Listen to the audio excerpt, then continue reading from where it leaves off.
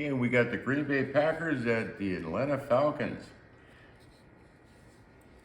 Okay, so I'm looking at this one, and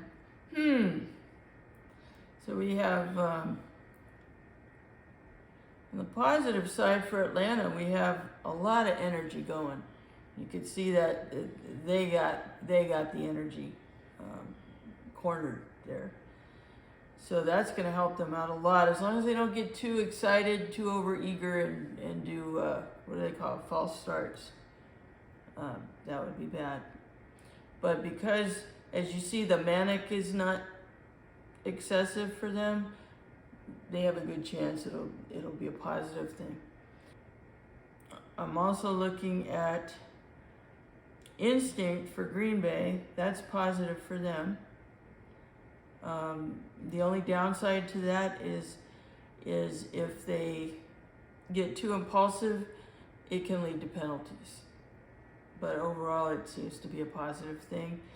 Now, solidity for Green Bay, they got a lot of that, which can be good for defense, but it tends to slow them down.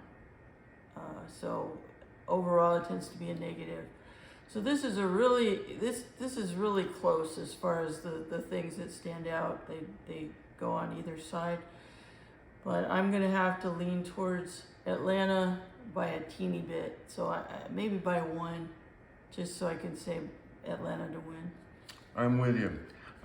Looks to be a close game, but very different strategies. Green Bay is putting more emphasis on their running game, as you mentioned.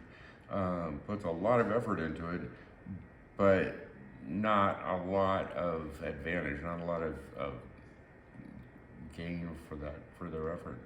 Atlanta puts much more effort into their passing game and racks up more yards as a result.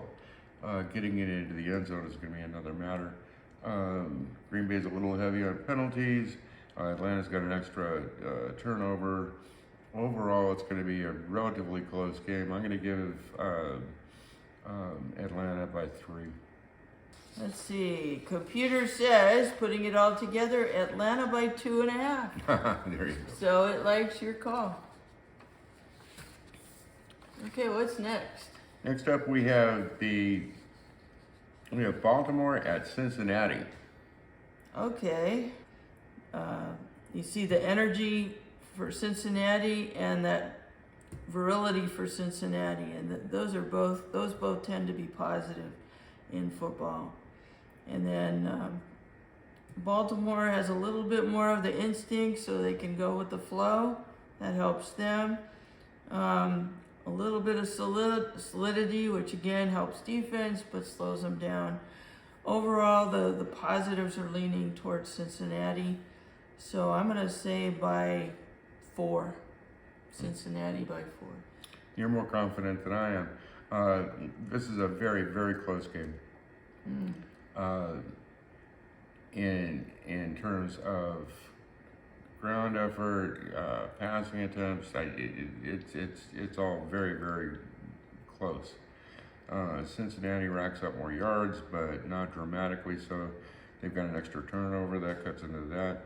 Ravens have a few more penalty yards, but not enough to write home about. Overall, Cincinnati appears to have the advantage, but not by much. I'm going to give Cincinnati by 1. 1. Oh, wow. Okay. Barely, like I did for Atlanta. And, the computer says Cincinnati by 5. Yeah. So it's pretty enthusiastic there. You're more confident than I am. Okay. All right. Well, that's all we have for this week. There's just 2 games for Sunday. We were sparse on being able to call any games this week. Until next time. Until next time.